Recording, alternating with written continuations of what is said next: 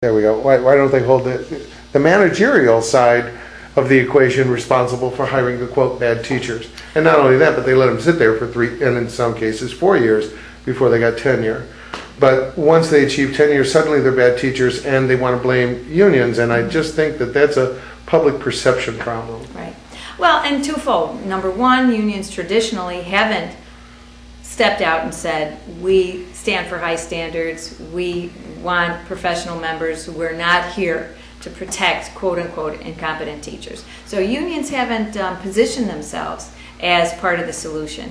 And that was one of the most important lessons I learned as 8 years working for the national AFT, because I got to look at Tom Mooney in Cincinnati, I got to look at Adam Urbanski in Rochester, I got to look at Pat O'Rourke in Hammond, Dale Lawrence in Toledo. I got to see progressive, innovative union leaders who saw that unless we won public support as being advocates for the children that we serve, as well as advocates for good working conditions, that we were going to lose the battle of the attacks on merit pay and school probation and all the attacks that we are seeing, especially under the Republican administration and the No Child Left Behind issues, and even it's not just a Republican thing. We've got a Democratic mayor here who's trying to break a union, so that if we weren't seen as part of the solution, we were going to be viewed as the problem, and that's what's happened over and over and over again.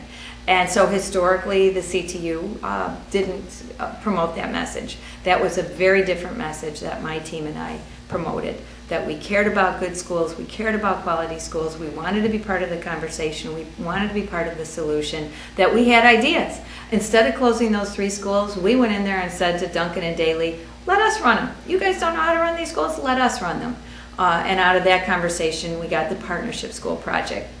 So we led a team that was responsible for the Quest Center, of the professional development arm of the Chicago Teachers Union, the JBV school, the school named after our former president, Jacqueline B. Vaughn, to create a master's degree program and offer a master's degree in teacher leadership, the first graduate program run by a union in the nation.